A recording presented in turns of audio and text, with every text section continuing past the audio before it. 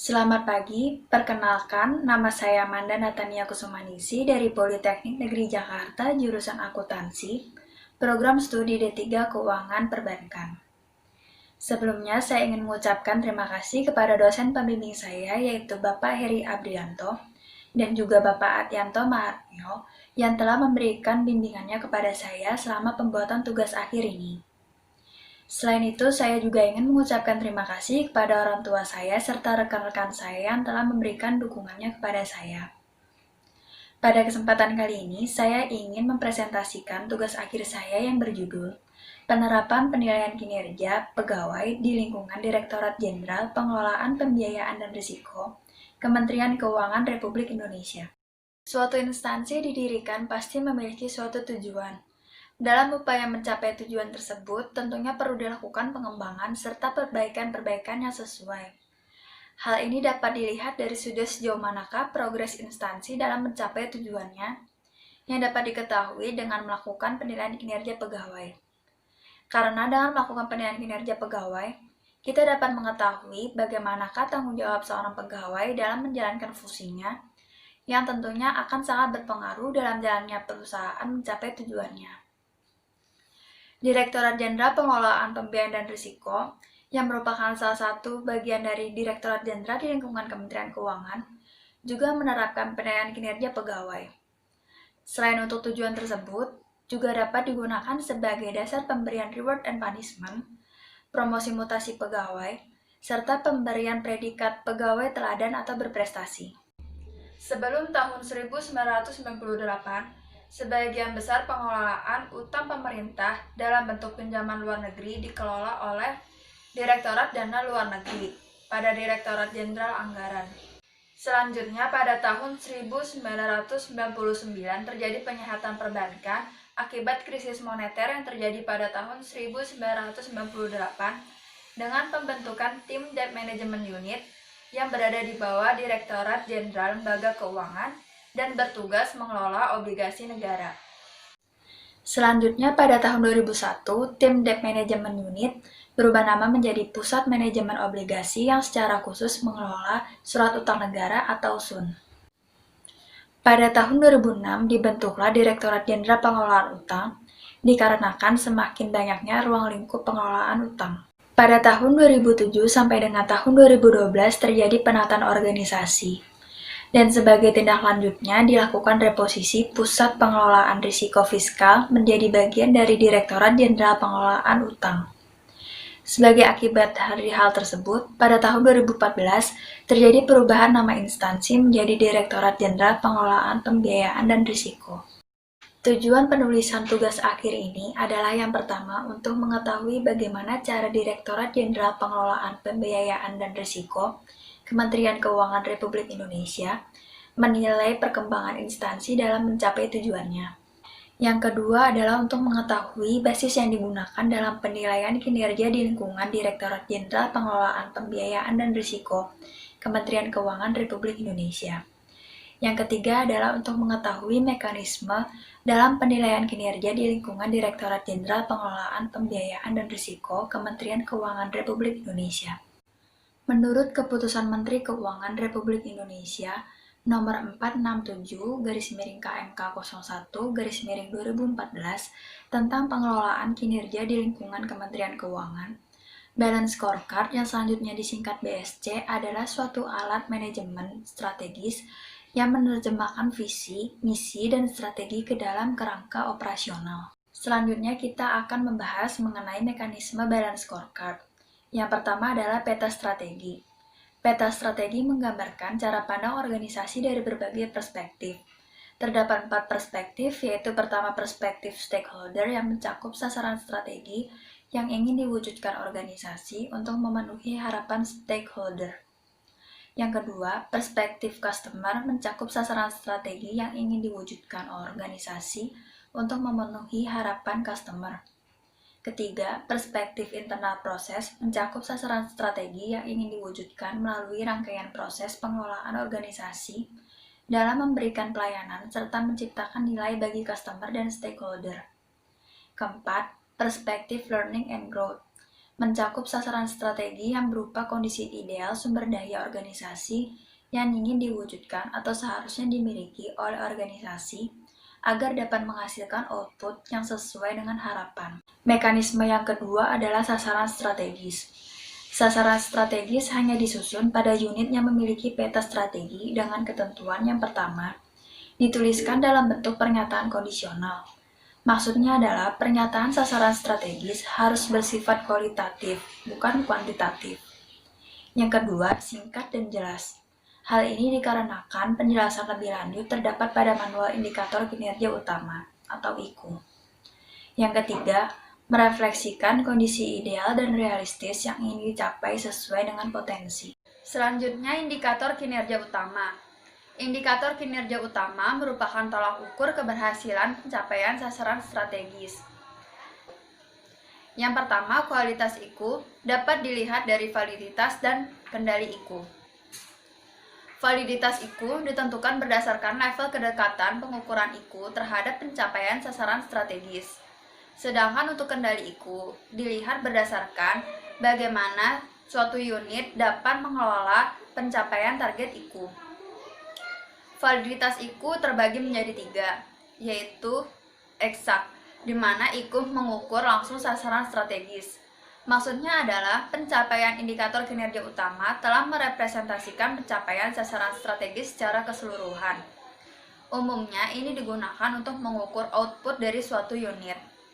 Selanjutnya ada proksi IKU, mengukur secara tidak langsung keberhasilan pencapaian sasaran strategis, dan biasanya digunakan untuk mengukur proses yang dilakukan oleh suatu unit. Berikutnya ada activity IKU, umumnya mengukur input kegiatan suatu unit yang masih jauh keterkaitannya dengan keberhasilan sasaran strategis. Biasanya ini merupakan input dari suatu unit. Selanjutnya, untuk kendali IKU juga terbagi menjadi 3. Yang pertama adalah high. High itu merupakan pencapaian target IKU dipengaruhi secara dominan oleh pemilik IKU. Selanjutnya ada moderate, pencapaian target IKU dipengaruhi secara berimbang oleh pemilik IKU dan pihak lain. Dan yang terakhir ada low, pencapaian target IKU dipengaruhi secara dominan oleh pihak selain pemilik IKU. Selanjutnya adalah manual IKU. Manual IKU adalah dokumen penjelasan mengenai IKU yang diperlukan. Komponen dalam manual IKU diantaranya adalah yang pertama adalah jenis konsolidasi lokasi.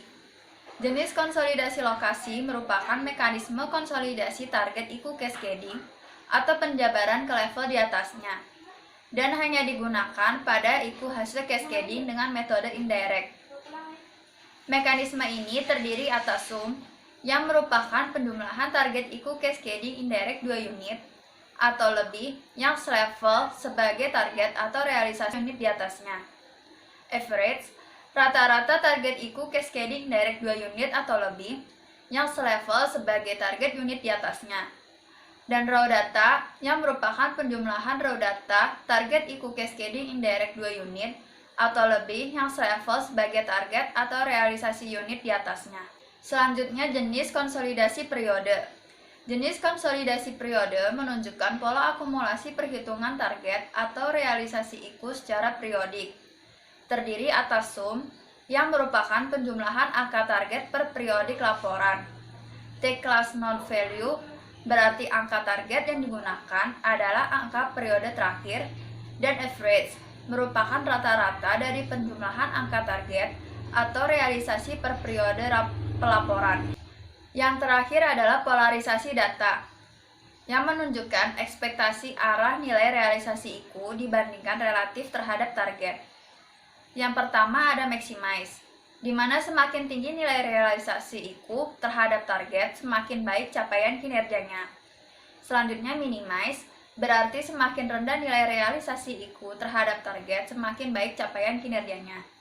Dan yang terakhir stabilize, merupakan capaian kinerja dianggap baik apabila realisasi IKU mendekati target dalam suatu rentang tertentu. Dan yang terakhir dari mekanisme balance scorecard adalah inisiatif strategis.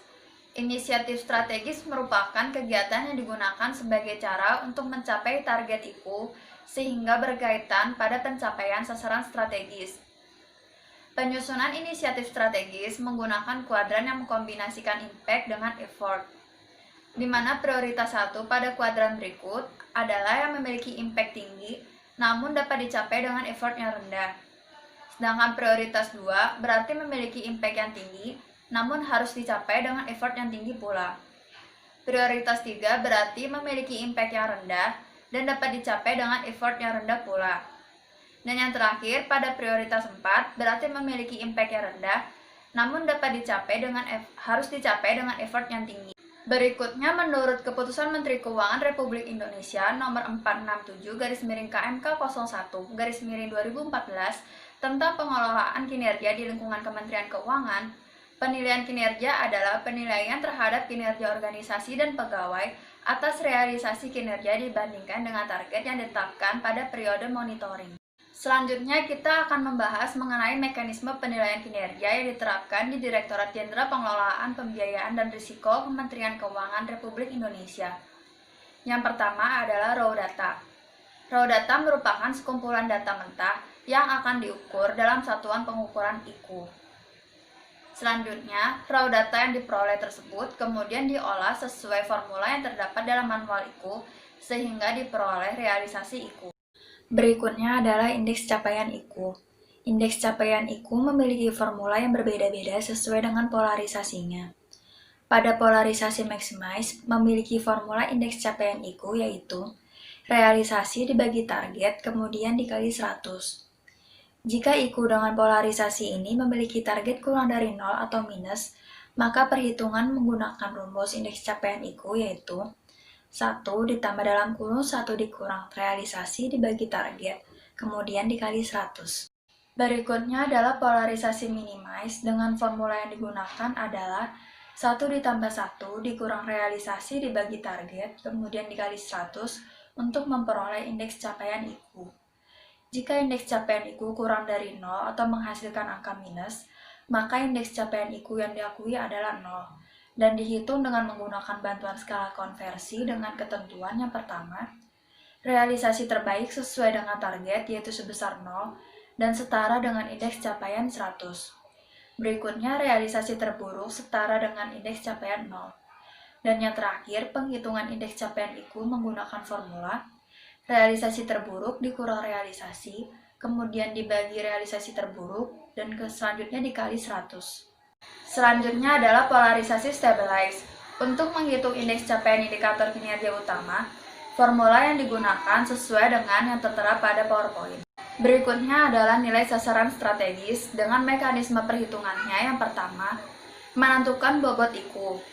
Sistem pembobotan IKU pemilik peta strategi didasarkan pada kualitas IKU yang dibedakan atas level validitas dan level kendali seperti pada tabel yang terdapat pada PowerPoint. Bobot level validitas dan kendali IKU dikombinasikan menjadi bobot IKU seperti tabel yang juga terdapat pada PowerPoint. Berikutnya, menghitung bobot tertimbang IKU. Bobot tertimbang dihitung dengan cara bobot IKU dibagi dengan total bobot IKU seperti pada tabel dalam PowerPoint.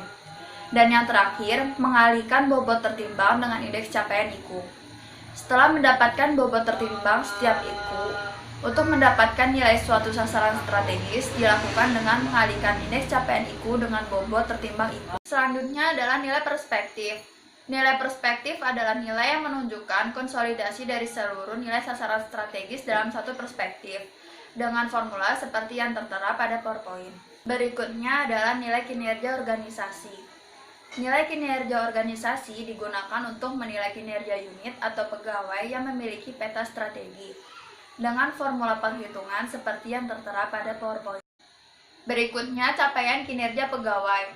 Capaian kinerja pegawai sebenarnya terbagi menjadi dua, yaitu capaian kinerja pegawai pemilik peta strategi dan bukan pemilik peta strategi. Akan tetapi, capaian kinerja pegawai pemilik peta strategi dilakukan sesuai dengan nilai kinerja organisasi. Sedangkan capaian kinerja pegawai bukan pemilik peta strategi menggunakan formula sigma indeks capaian IKU dikali bobot tertimbang IKU. Kemudian perhitungan capaian kinerja pegawai tahunan terbagi menjadi tiga. Yang pertama, capaian kinerja pegawai apabila pejabat atau pegawai hanya memiliki satu kontrak kinerja terbagi menjadi dua, yaitu yang pertama, Capaian kinerja pegawai apabila tidak terdapat perubahan kontrak kinerja. Apabila selama setahun berjalan, seorang pegawai hanya memiliki satu kontrak kinerja, maka perhitungan capaian kinerja pegawai menggunakan perhitungan capaian kinerja pegawai seperti yang tadi dijelaskan.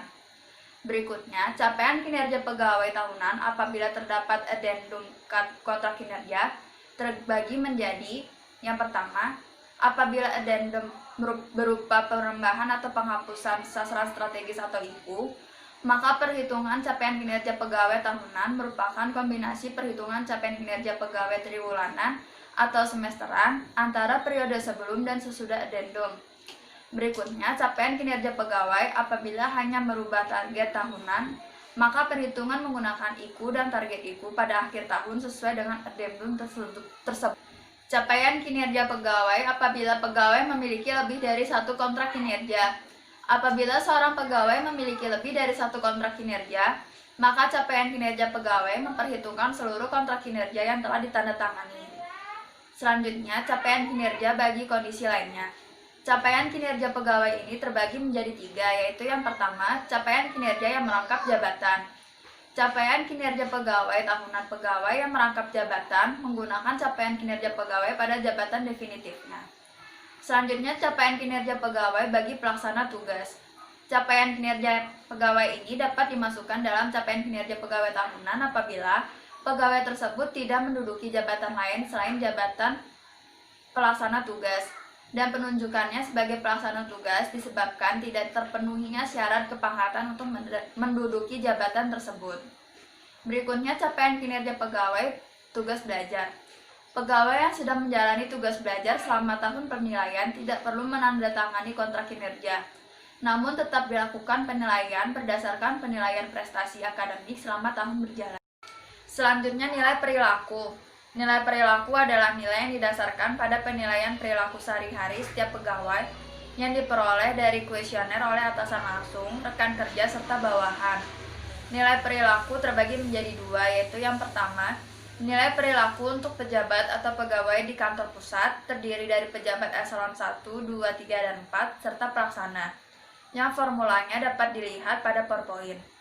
Berikutnya adalah nilai perilaku untuk pejabat fungsional, terdiri dari pejabat fungsional yang terdapat supervisor dan yang tidak terdapat supervisor. Keterangan dari rumus tersebut adalah nilai atasan langsung merupakan pegawai yang melakukan supervisor secara langsung terhadap pekerjaan pegawai yang dinilai. Peer merupakan pegawai yang memiliki jabatan setara dengan pegawai yang dinilai, dan evaluator merupakan pegawai yang ditugaskan sebagai penilai perilaku pegawai lain. Berikutnya, nilai kinerja pegawai. Formula dari nilai kinerja pegawai adalah capaian kinerja pegawai tahunan dikali 70%, kemudian ditambah nilai perilaku tahunan dikali 30%. Selanjutnya, nilai sasaran kerja pegawai. Nilai sasaran kerja pegawai memiliki formula yaitu indeks capaian IKU ditambah nilai tugas tambahan ditambah nilai kreativitas. Dan selanjutnya, nilai prestasi kinerja pegawai memiliki formula yaitu nilai sasaran kinerja pegawai tahunan dikali 60%, kemudian ditambah nilai perilaku tahunan dikali 40%. Mekanisme yang terakhir adalah status kinerja pegawai. Status kinerja pegawai diperoleh berdasarkan hasil dari perhitungan-perhitungan yang telah dilakukan dan terbagi menjadi yang pertama, status kinerja indeks capaian IKU, nilai sasaran strategis, nilai perspektif, nilai kinerja organisasi, capaian kinerja pegawai, dan nilai kinerja pegawai pejabat eselon 1, serta tenaga pengkaji. Seperti yang tertera pada tabel di PowerPoint, untuk nilai kurang dari 80 berada di zona merah, yang berarti tidak memenuhi ekspektasi.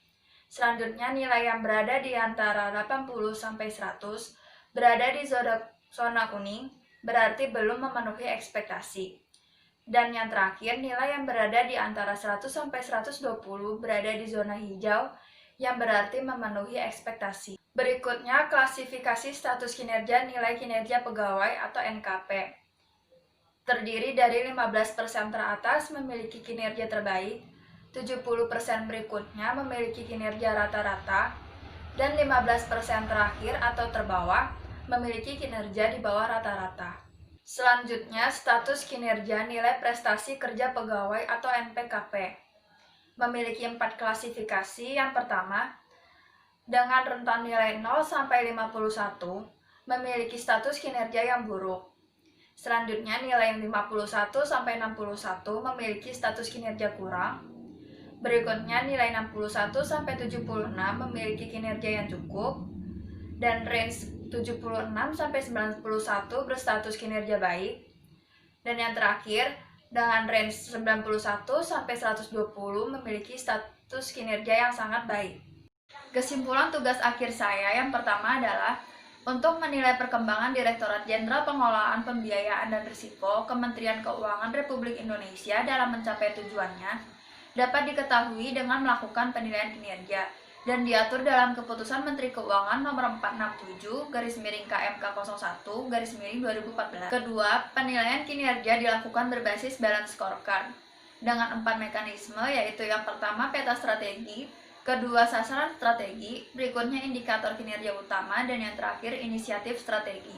Ketiga, mekanisme penilaian kinerja yang ditetapkan yaitu yang pertama raw data, kedua realisasi IKU, ketiga indeks capaian IKU, selanjutnya nilai sasaran strategis, kelima nilai perspektif, keenam nilai kinerja organisasi atau NKO, selanjutnya capaian kinerja pegawai, berikutnya perhitungan capaian kinerja pegawai tahunan, 9 nilai perilaku, 10 nilai kinerja pegawai, selanjutnya nilai sasaran kerja pegawai, 12 nilai prestasi kerja pegawai, dan yang terakhir status kinerja. Sekian presentasi dari saya, kurang lebihnya mohon maaf, terima kasih.